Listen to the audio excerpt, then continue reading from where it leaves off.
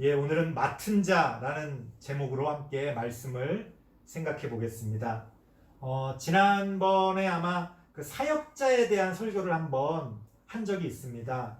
오늘도 그 사역자들에 대한 그런 내용이 될 것 같은데요. 하지만 우리가 항상 명심해야 될 것은 물론 구체적으로 목회자와 같은 그런 사역자를 대상으로 또 언급되어지는 부분들이지만 1차적으로는요. 하지만 또 2차적으로 생각해보면 우리 모두에게 해당되는 이야기다라는 것을 또 우리가 명심해야 됩니다. 그래서 우리가 성경을 읽을 때도 마찬가지입니다. 성경의 어떤 많은 부분들이 그 성경에 나와 있는 그 인물들을 대상으로 이야기되어지는 것들이죠. 하지만 그것들이 1차적으로는 그렇지만 2차적으로는 그것들을 확대해서 우리 개인에게 또 더 나아가서 우리 교회에게 또 이 세상에게 하나님이 하시는 말씀으로 또 우리가 해석할 수도 있습니다. 우리가 그렇게 해석의 다층적인 측면들을 좀 생각하시면서 또 염두에 두시면서 말씀을 들어주시면 더 좋을 것 같습니다. 자, 사역자는 어떤 사람들인가에 대해서 오늘 성경이 좀 구체적으로 우리에게 말씀하고 계시는데요. 4장 1절 말씀 보면 상반절에 이런 이야기가 나옵니다. 사역자들은 그리스도의 일꾼이다 라는 내용이 나옵니다. 이것이 의미하는 바가 생각보다 아주 깊다고 볼 수 있는데요. 그게 무슨 말이냐? 너무 당연한 얘기 같지만 사역자는 다른 누구도 아닌 예수 그리스도를 위해서 일하는 예수 그리스도의 일꾼이라는 겁니다. 우리가 이것을 잊어버릴 때가 많이 있어요. 우리가 이제 목회자라는 말을 때문에 그런 오해들이 이제 많이 생기는데요. 우리가 이제 목회를 한다. 또 우리 목사님들을 목회자라고 부르잖아요. 사실은 그 목회라고 하는 영역은 목사의 많은 어떤 그 소명과 사명 가운데 한 부분인데 오늘날에는 거의 전부가 된 것 같아요. 그래서 우리가 목사를 거의 이제는 목회자라고 부르고 그 목회자의 거의 모든 일들이 목회다. 그래서 양들을 잘 돌보는 것으로 한정하는 경우들이 많이 있는 것 같습니다. 그러다 보니까 어떤 일이 벌어지느냐?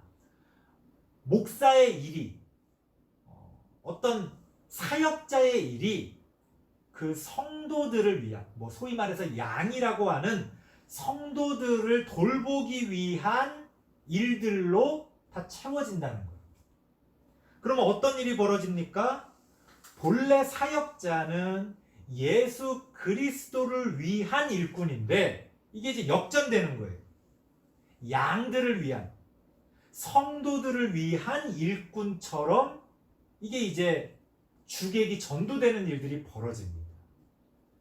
그래서 많은 목사들, 많은 사역자들이 다른 어떤 커다란 어떤 성경이 우리에게 가르쳐주는 그런 어떤 사명들보다는 당장 우리의 눈에 보이고 또 사람들에게 피부로 와닿는 그러한 일들로서 자신의 어떤 정체성도 규정하고 또 모든 사람들이 그런 것들을 통해서 판단하는 그런 일들을 우리가 심심치 않게 우리의 교회의 모습 가운데서 보게 됩니다.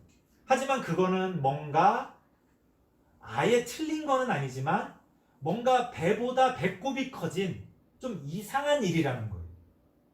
사역자는 누구라는 겁니까? 바로 예수 그리스도의 일꾼이라는 것을 잊어버리면 안 된다는 겁니다. 사실 말로는 우리가 다 그렇다고 이야기하죠. 하지만 실제로는 우리가 과연 예수 그리스도를 위해서 일하고 있느냐? 아니면 사람들을 위해서 일하고 있느냐라고 했을 때 솔직히 말씀드리면 사람들을 위해서 나를 봐주는 사람들의 그 기대와 그들의 어떤 요구를 충족시켜주기 위해서 우리가 소위 말해 우리의 사역들을 감당할 때가 많이 있다. 하지만 그거는 잘못된 것이다. 그것들이 틀렸다는 게 아니라 우리가 그것만을 바라보며 사역을 해나간다면 그건 뭔가 주객이 전도된 거고 배보다 배꼽이 커진 아주 이상한 일이라는 것을 우리가 인정하고 꼭 기억해야 합니다. 자, 그렇다면 그 사역자는 그리스도의 일꾼인데 무슨 일을 하는 일꾼이냐? 4장 1절 하반절에 보니까 하나님의 비밀을 맡은 자다라고 정의 내리고 있습니다. 사역자에 대한 아주 중요한 정의라고 저는 생각합니다. 사역자가 어떤 일을 하는 사람이냐? 하나님의 비밀을 맡아놓고 있는 사람이라는 거예요. 이게 아주 중요한 의미가 있어요. 우리는 보통 사역이라고 하면 뭐 교회에서 온갖 행사와 프로그램과 또 뭐 많이 좋게 봐줘야 뭐 설교하고 혹은 전도하고 하는 그런 어떤 복음을 전하는 것들을 우리는 사역이라고 말하고 있지 않습니까? 하지만 어떻게 보자면 그거는 부수적인 거예요. 가장 중요한 건 뭡니까? 이 시대 가운데서 사역자는 하나님의 비밀을 맡아 가지고 있는 사람이라는 거예요. 이게 아주 중요한 의미가 있습니다. 이따가도 나오겠습니다만 이 자체가 아주 중요한 거예요. 뭘 막 이것저것 뭔가를 해가지고 어떤 열매를 맺으려고 하는 것 이전에 하나님의 비밀을 그저 맡아서 가지고 있는 자가 바로 사역자이고 바로 하나님이 그 사역자에게 원하시는 아주 중요한 일이 바로 그 하나님의 비밀을 가지고 있는 거다. 맡아놓고 있는 거다. 하나님의 비밀이 우리에게 주어졌는데 그걸 맡아놓고 있다는 게 뭐예요? 그것이 변하지 않게, 그것이 손상되지 않게, 그것을 잃어버리지 않게, 그것을 잘 보관하고 있는 겁니다. 바로 그게 사역자의 일이라는 겁니다. 자, 그렇다면 하나님의 비밀이라는 게 뭡니까? 이제 여기서 또 온갖 오해들과 이제 문제들이 벌어집니다. 이단들이 이제 이런 걸 가지고 마치 무슨 자기들만 알고 있는 뭐 그 교주들만 알고 있는 어떤 비밀이 있는 것처럼 나중에 알고 보면 아무것도 아니고 말도 안 되고 근거도 없는 건데 이런 어떤 성경에 나오는 이런 단어들을 이용해서 사람들을 현혹시킵니다. 자, 여기서 하나님의 비밀이라고 이야기하는 게 뭐냐? 이건 뭐 어떤 특정한 사람에게 특정한 조직에게 하나님이 뭐 비밀리에 계시하신 남들은 알 수 없고 알지 못하는 그런 어떤 거를 이야기하는 게 아니라 여기서 하나님의 비밀이라는 건 세상 사람들, 하나님을 알지 못하는 예수 그리스도를 알지 못하는 사람들에게서는 감추어져 있지만 성경을 통해 교회를 통해서는 밝히 드러난 그런 계시된 하나님의 진리, 그걸 이야기하는 거예요. 그러니까 무슨 말이냐? 아무도 몰라서 비밀이 아니라 사실은 다 알고 있는 건데 그들이 받아들이지 않기 때문에 마치 감추인 것과 같은 그런 진리를 여기서 하나님의 비밀이라고 하는 겁니다. 예를 들어서 이런 거예요.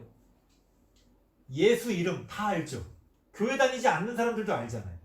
심지어 교회 다니지 않는 사람들도 그 예수가 사람들의 죄를 위해 십자가에서 죽었다는 걸 다 압니다. 이게 비밀입니까? 아니죠. 다 알고 있는 거예요. 다 알고 있는 거예요.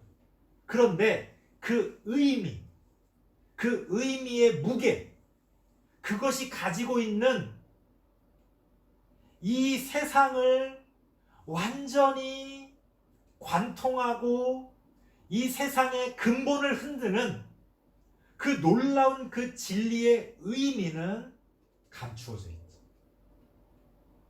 그것이 얼마나 귀한지 모르잖아요. 그렇기 때문에 비밀이라고 이야기하는 거예요. 어떻게 보면 너무나 명확하게 모든 사람에게 알려져 있지만 대다수의 사람들이 무시하기 때문에 비밀로 감추어져 있는 그러한 진리를 하나님의 비밀이라고 하는 겁니다. 그래서 성경에 보면 이런 표현들이 많이 나와요. 복음서에도 나오고 요한계시록에도 아주 많이 나오는데 뭡니까? 귀 있는 자는 들을지어다. 이게 무슨 말이에요? 다 귀가 있죠. 다 들어서 알죠. 근데 깨닫지를 못하는 거예요. 깨닫지. 그게 안타깝기 때문에 성경이 우리에게 뭐라고 말합니까? 귀 있는 자는 들을지어다. 좀 더 직설적으로 표현하면 제발 좀 알아먹어라. 내가 그렇게 말을 해도 어쩜 그렇게 알아먹질 못하냐. 그게 성경이 우리에게 이야기하는 거예요. 이게 바로 하나님의 비밀입니다. 드러나 있지만 어떻게 보면 우리가 흔히 대중이라고 말할 수 있는 많은 사람들에게는 감추어져 있는 진리. 오늘날 교회가 굉장히 많잖아요. 그러면 이 수많은 교회가 전도를 하고 복음을 전하고 많은 여러 활동들을 하고 그러지 않습니까? 자, 그렇다면 이 정도라면 하나님의 비밀은 더 이상 비밀이 아니어야 되잖아요. 하지만 어떻습니까? 오히려 다른 어떤 때보다도 오늘날 그 하나님의 진리는 감추어져 있다. 심지어 교회 안에서조차도 그 진리가 무시되어지고 외면되어진다면 그건 감추어져 있는 거죠. 그건 비밀이라고 말할 수가 있는 겁니다. 오늘날 우리의 현실이 그렇다는 거예요. 그럼 사역자는 어떤 사람이냐? 그 하나님의 비밀을 온전하게 맡아서 가지고 있는 사람입니다. 하나님이 쓰시려고 하실 때 그것들을 꺼내서 내놓을 수 있는 사람. 그게 바로 사역자라는 겁니다. 이러저러한 일을 열심히 잘하는 사람이 아니에요. 요새 한국교회에서 목회자는 행정적인 일을 잘하면 아주 실력 있다는 말을 많이 듣습니다. 이 교회 운영 아주 체계 있게 조직을 구성하고 그 조직들을 위한 프로그램을 만들고 그것들을 잘 운영하고 그래서 어떤 특정한 결과물들을 내놓고 그리고 항상 그 결과물은 숫자로 표현할 수 있는 그런 결과물들. 뭐 사람이 얼마나 모였다든가 돈을 얼마나 모아서 어디에 얼마를 도와줬다거나 이런 어떤 행정적인 일들을 잘하면 야 실력 있다. 하나님이 크게 쓰신다. 이런 이야기를 합니다. 도대체 저는 그게 어디서 왔는지 모르겠어요. 그런 식의 이따가도 말씀드리겠습니다만 그런 식의 평가와 판단은 지극히 세속적인 거예요. 그거는 기업에서나 벌어질 일이지 교회 안에서 벌어질 일이 아니거든요. 근데 오늘날 교회 안에서 마치 회사에서나 있을 법한 일들이 벌어지고 있어요. 담임 목사님은 CEO, 부목사님들은 그 옆에 있는 무슨 비서실장, 그 뭐 장로님들은 뭐 이사, 부장, 과장. 그래서 상하관계를 가지고 각각의 회의들을 하고 그 회의의 결과를 보고하고 그 교회를 잘 운영하기 위해 그 교회의 어떤 실적을 내기 위해 여러 가지 프로그램과 행사들을 만들고 고객이 얼마나 만족하는지를 평가하고 오늘날 교회와 교회의 사역들이 그런 식으로 이루어져 있다는 거예요. 하나님의 비밀을 맡는다고 하는 그 의미는 완전히 없어져 버렸어. 하나님의 비밀이 뭐야? 뭐 그거 가지고만 있으면 뭐해? 이런 식의 세속적인 그런 기준을 가지고 판단하는 일들이 오늘날 교회 가운데 얼마나 많은지 모르겠습니다. 아마 이렇게 교회가 많고 이렇게 교회 다닌다고 하는 사람들이 많은 이 시대 가운데 예수님이 딱 하고 이 땅에 오시면 답답해서 외치실 거예요. 귀 있는 자는 들을지어다. 왜? 아무도 안 듣고 있으니까. 다들 바쁘게 이것저것 열심히 교회 일을 하느라고 분주합니다. 하나님의 음성을 들을 시간이 없어요.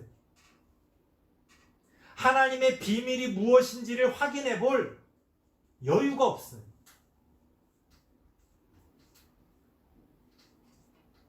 자, 사역자는 그러한 하나님의 비밀을 맡아서 가지고 있는 자들이다. 이거는 좀 더 넓게 해석하면 이 시대의 그리스도인이라는 게 뭐냐. 자꾸 그리스도인이라는 걸 티를 내는 게 중요한 게 아니라 이러한 하나님을 알지 못하는 시대 가운데 하나님을 아는 지식을, 그 하나님의 비밀을 가지고 잘 맡아 가지고 있는 사람, 그 순수성을 잘 보관하고 있는 사람, 바로 그런 사람들이 그리스도인이 되는 겁니다. 아니, 세상 사람들이 모르면은 우리가 그거를 맡아서 가지고 있다는 게 무슨 의미가 있습니까, 목사님? 의미가 있다는 거예요. 오늘 성경이 그 얘기를 하고 있다는 겁니다. 그 얘기는 이따 결론적으로 다시 말씀드리겠고요. 자, 2절 말씀 보니까 이렇게 맡은 자들에게 구할 것은 충성이다 라고 이야기합니다. 그러니까 사역자로서 하나님의 비밀을 맡아 가지고 있는 사람들에게 하나님이 요구하시는 게 있는데 그건 충성이다. 이 구절 우리 교회 안에서 많이 인용하잖아요. 목사님들이 그 직분자들 직분 줄 때 요 구절 가지고 많이 설교도 하고 이야기합니다. 맡은 자들에게 구할 것은 충성이다. 근데 결정적인 게 빠져 있거나 결정적인 거를 엉뚱한 것으로 대체하고 있습니다. 자, 충성인데 무엇을 향한 충성인가? 무엇을 위한 충성인가? 이게 중요하죠. 예전에 나치가 독일에서 유대인들을 학살할 때 뭐 유명한 얘기가 있지 않습니까? 나중에 그 전범들 가운데 아주 유명한 사람을 붙잡아서 법정에 세워놓고 질문을 했어요. 어떻게 그렇게 끔찍한 일을 저지를 수가 있느냐? 그랬더니 이 사람이 하는 말이 나는 군인으로서 충성했을 뿐이다. 시키는 대로 했을 뿐이다. 내가 뭘 잘못했냐? 군인이 명령에 충성했는데 결과적으로는 그렇게 됐지만 나는 잘못하지 않았다. 그리고 그 사람의 모습이 너무나 평범하고 너무나 그냥 우리가 일상에서 만날 수 있는 사람의 모습이었기 때문에 사람들이 깜짝 놀랐다는 거예요. 오늘날 우리가 이단들 보면 야, 저 이단들 어떻게 저렇게 말도 안 되는 저런 충성을 할까? 그 사람들은 그저 충성한다는 거에 모든 목적을 두는 거예요. 하지만 우리는 그러면 안 된다. 그 충성이 누구를 향한, 무엇을 위한 충성인지를 의심해 봐야죠.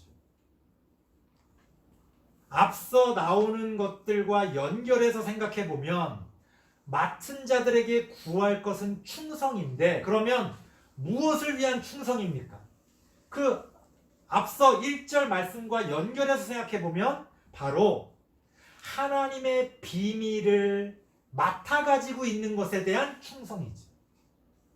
그러니까 여기서 말하는 충성이라는 건 좀 더 쉽게 풀어서 말하면 진리에 대한 성실함을 이야기하는 거예요. 그러니까 목사가 사역자가 해야 될 가장 중요한 일은 이따가도 나오겠습니다만 하나님 앞에서 하나님이 가르쳐 주시는 그 진리에 대해 성실하게 맡아가지고 있는 거예요. 그러면 그걸 성실하게 맡아가지고 있으려면 어떻게 해야 돼요? 우리 그냥 물건 하나만 맡아가지고 있으려고 해도 어떻게 합니까? 매일매일 꺼내서 닦고 기름칠하고 조이고, 그래도 세월이 지나면 스스로 낡아져 가잖아요. 그러면 새 것으로 교체하고 그 기능과 역할과 본래의 목적에서 벗어나지 않게. 왜? 하나님이 언제 쓰실지 모르니까. 하나님이 언제 갖고 와라 그러실지 모르니까 그것을 잘 가꾸면서 성실하게 맡아가지고 있는 거예요. 그게 제가 그 군대에 있을 때 그 운전병들 보면서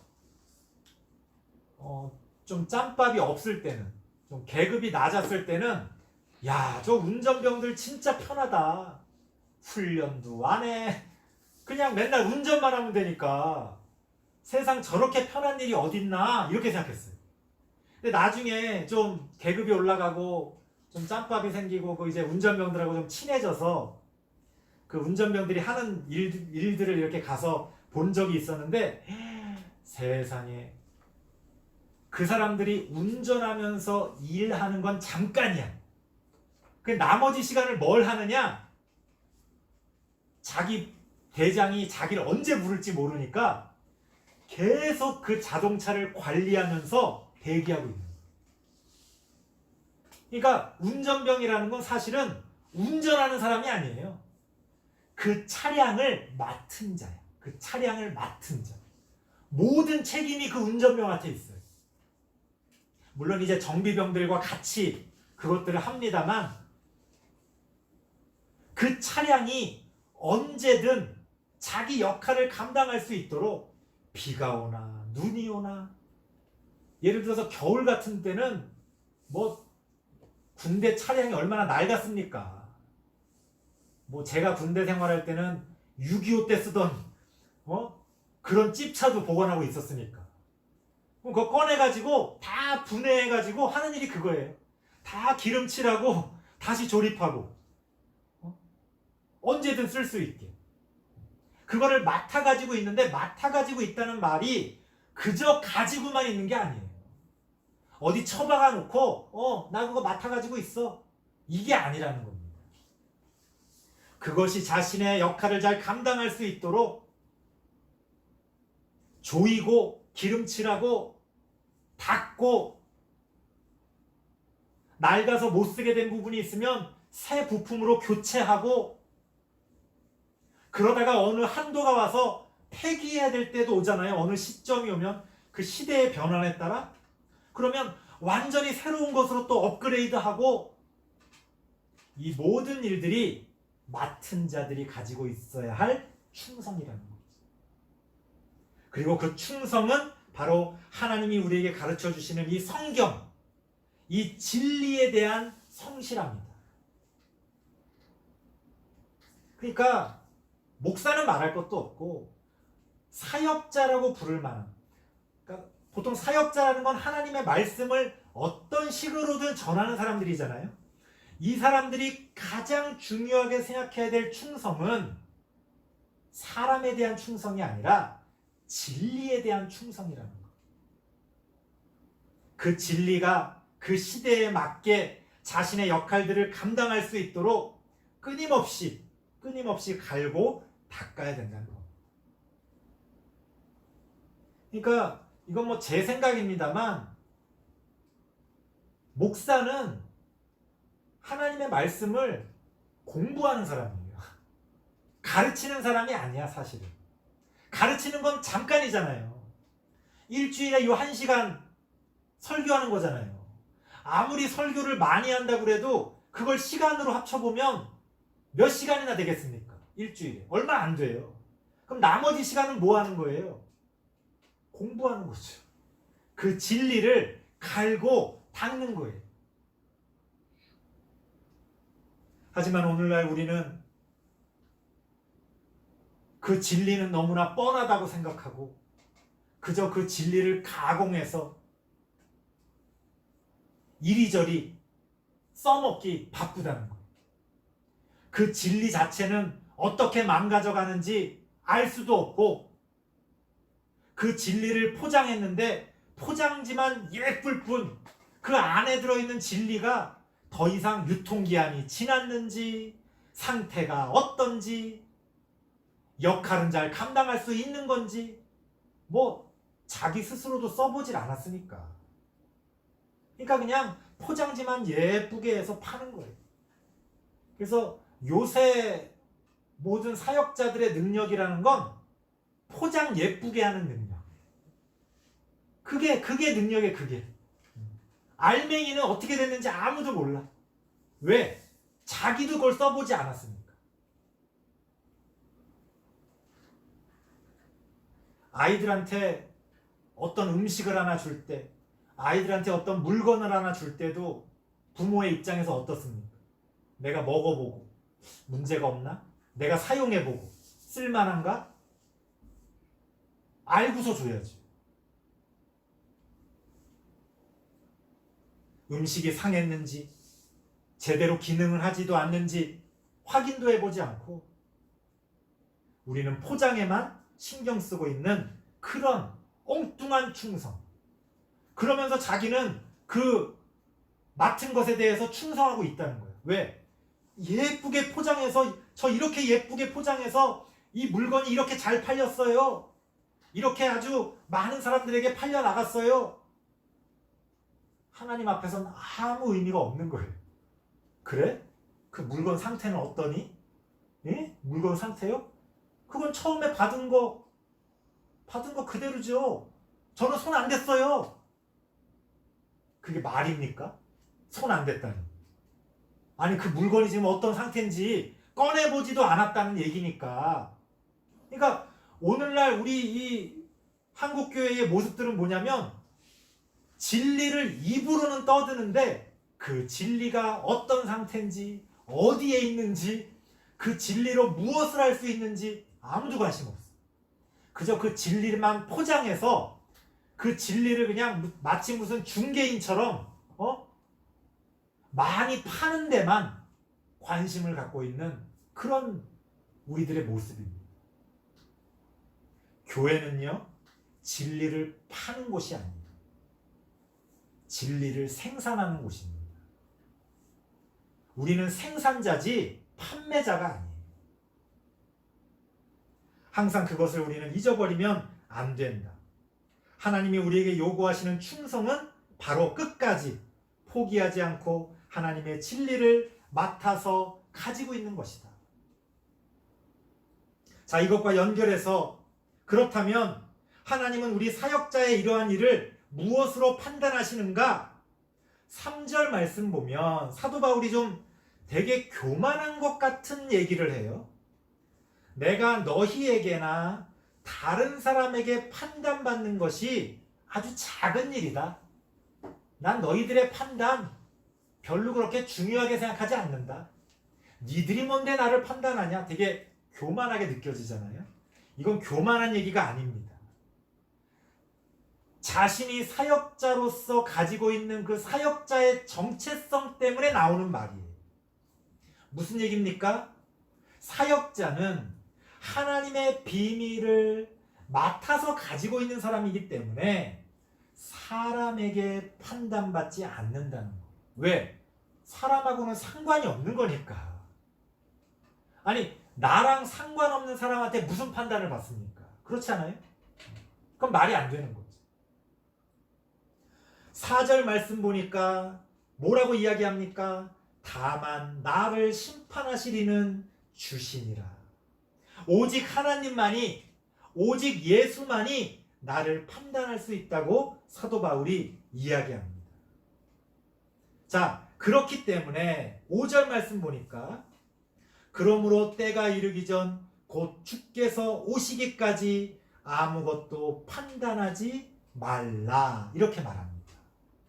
여기서 아무것도라는 말의 의미는 좀 더 일반적으로 해석을 해보자면 우리가 세속적으로 생각하는 성공 혹은 실패의 판단을 이야기하는 거예요. 자, 어떤 사람이 개척을 해서 교회를 이끌어갈 때 우리도 모르게 판단하잖아요. 아, 성공했다. 아, 실패했다. 뭘로 판단합니까? 사람이 많이 모여들면 성공했네. 사람이 모여들지 않으면 아이고 실패했네.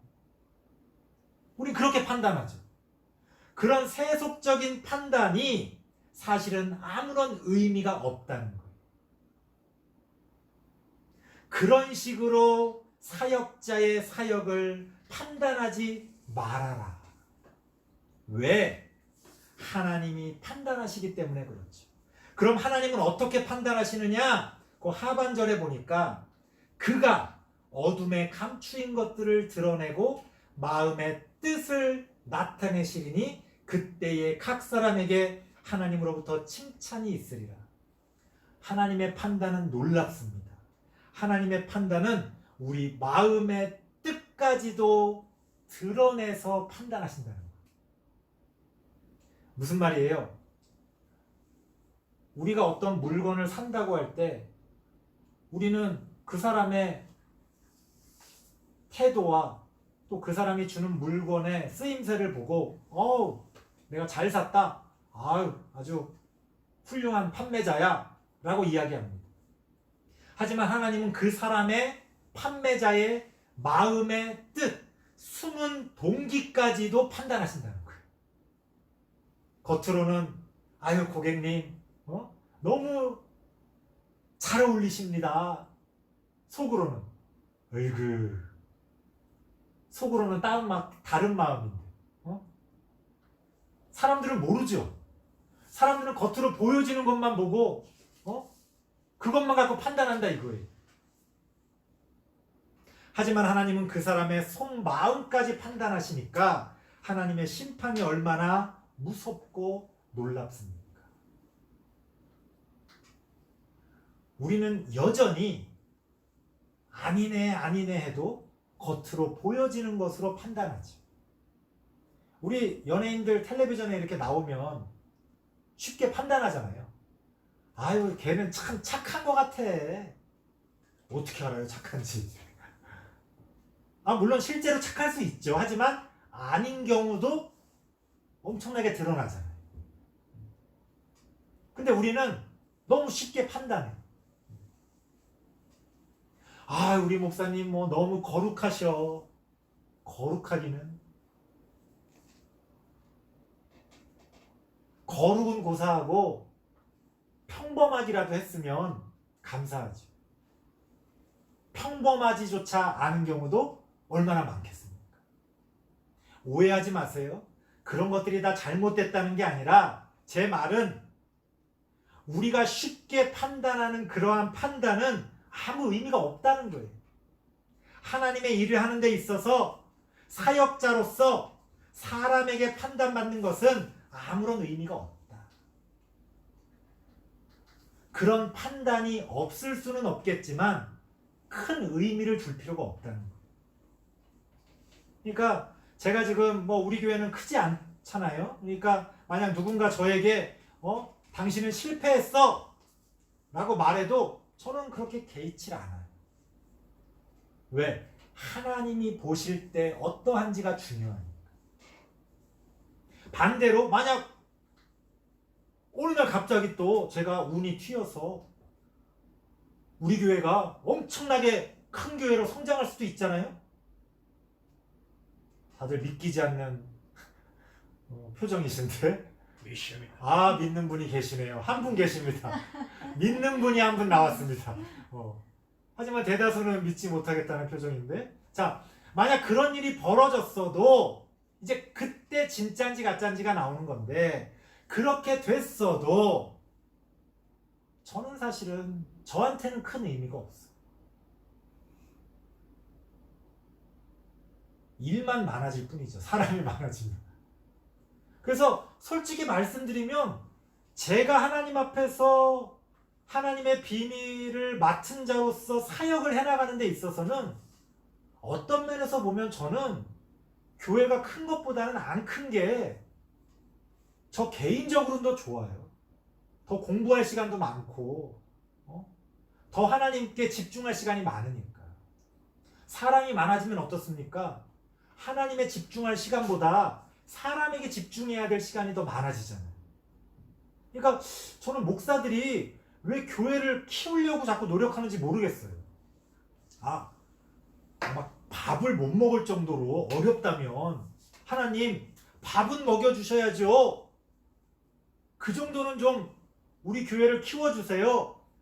그렇게 원할 수는 있겠지만 아니 뭐 한다고 1000명, 2000명, 10,000명 그런 큰 교회를 왜 하려고 그럽니까? 하나님을 위해서요? 아니올시다.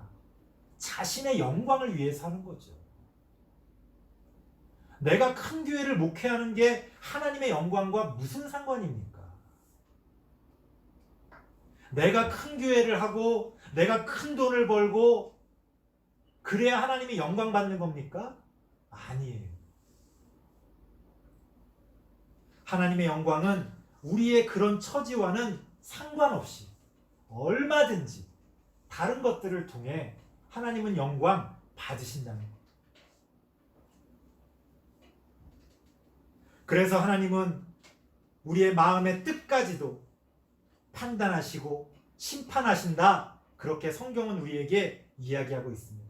그러므로 사역자는 다른 어떤 것이 아니라 하나님을 두려워할 줄 알아요.